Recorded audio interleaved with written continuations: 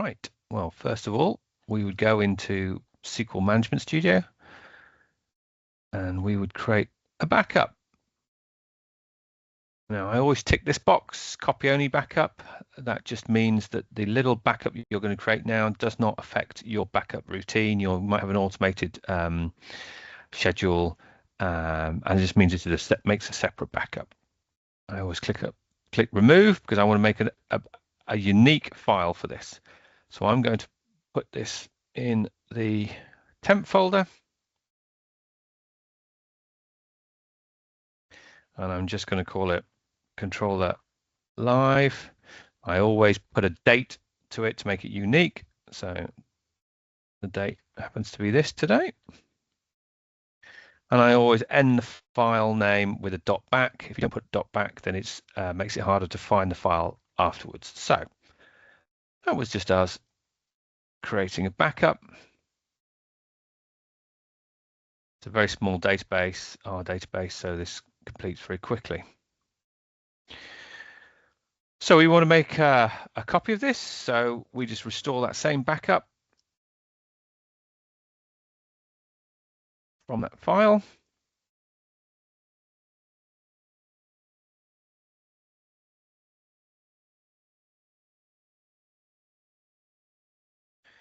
We crucially need to change this to a different name. Now, let's just imagine we want to call it test.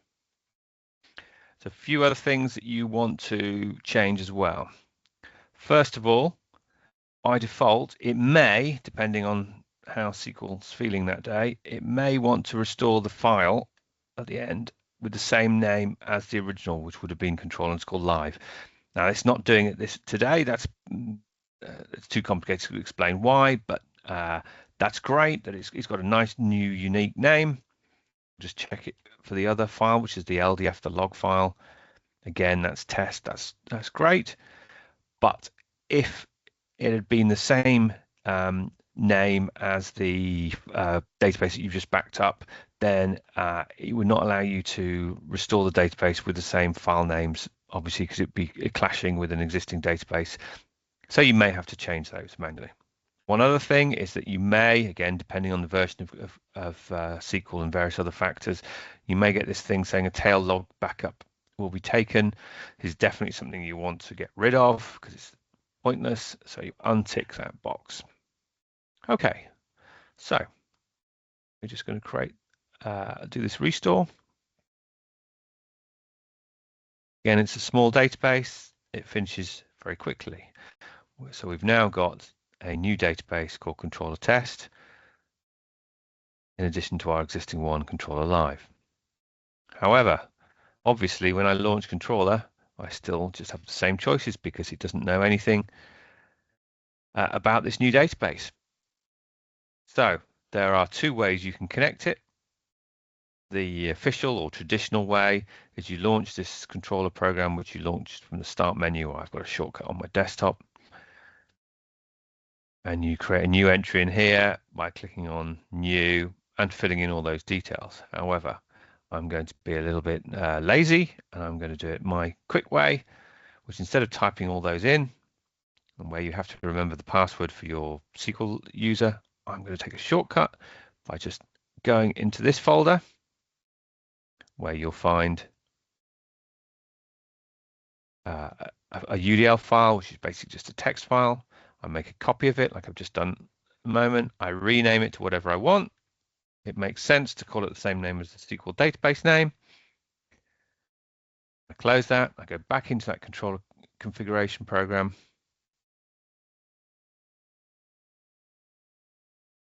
And as if by magic, got this new entry. However, you must remember to at least change the database name because that's just the connection name. It's what appears when visually to the user. That doesn't necessarily have to be the same as the backend database name. So you have to manually change it to test. Save that. And if you want to, you can just press this test button. And the connection has succeeded. So we know that the test was successful, that it can connect. All right, so in theory, that's 90% of the work done. So for example, if I launch controller now, I'll get the entry appearing there. However, there are a few back-end things you want to also do to make sure it's fully registered. So for example, you've got a batch services here at the moment. It's only looking at the old database because this service hasn't restarted. So we need to stop that service and wait a few seconds, and then we start it again.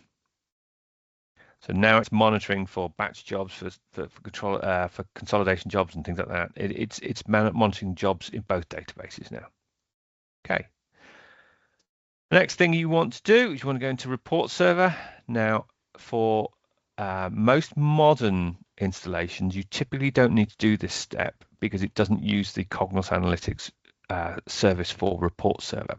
However, if you've got an old version of controller, or you're using it in a sort of traditional way where you run standard reports through Cognos Analytics, you need to go into this entry and you need to click on that green tick box. You need to log on with a Cognos Analytics administrator, and you need to type in its password. And you will see a repair button. This repair button is basically telling you that there's been a change of database connections, and it wants to make sure that it creates a little connection inside Cognos Analytics to be used for those little standard reports I'd mentioned. Again, this is optional for modern versions of controller, and most likely for the very latest versions, you won't need to do this. Okay, one other rare thing that you occasionally need to do is set up ERO, which is also known as Optimize 2. So in theory, if you're using Optimize 2, and it's very rarely used at the moment, if you chose your database controller live, you would see some entries in here. You will need to type in the same entries for controller test and press save, and that would set up your ERO. But again, that's very rarely used nowadays, so mostly you won't need to do that. And it's only used for Excel reports when you're trying to speed up some Excel reports using Optimize 2. So again, very rare. Okay, so that's great. That would get your controller classic client up and running. No problem. We can choose controller test. I can log on to it, and I can prove that it's pointing to the other SQL database.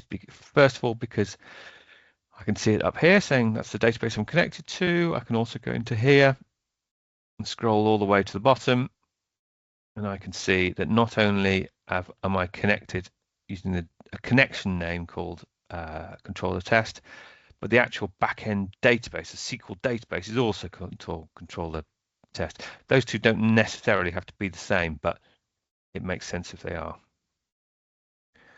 Okay, however, that's not the end of the story, because if I was to launch controller web,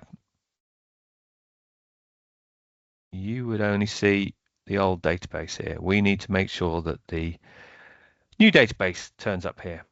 So all we need to do is we need to run this script as an administrator. If your installation is not on the C drive, you have to edit this slightly, but it's basically going to be very similar.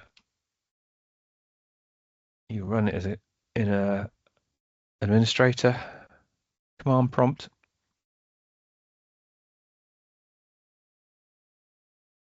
And that's great. Now, if I was to launch controller web right now, that won't fix the problem. We're going to have to restart the services. So obviously you'd need all the users off the controller web system. They'll be okay in controller classic, but just this web system, you need them off the system. Now you have to restart all of these 4 services. In theory, you could probably get away with doing it in any order, but it makes logical sense if you do it in this order. So stop that one, then this one, and that one, and then this is the big one. And we normally have to just wait a few seconds for this big one to fully stop. And we'll start it. And the other one. Till finally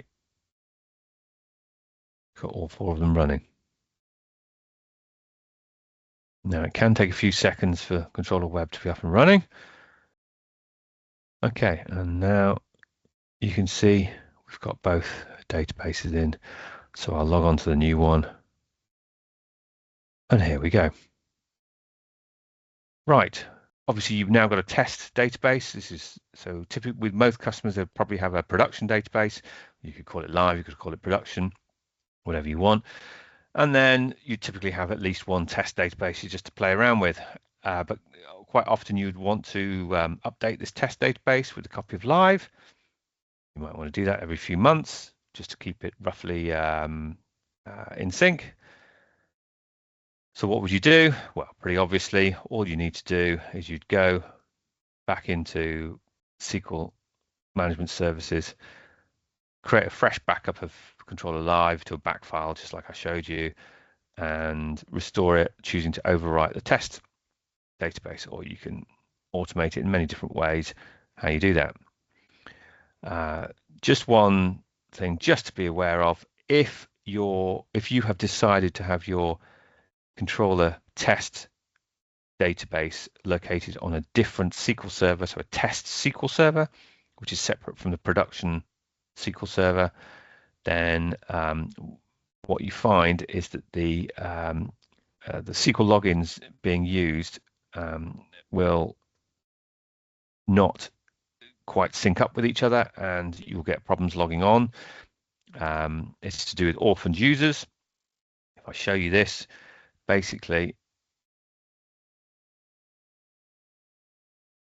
Controller connects to its SQL backend database using a SQL login. So in our case, it's called Fastnet. That's a traditional name. You could call it anything you want, Cognos, Controller, things like that.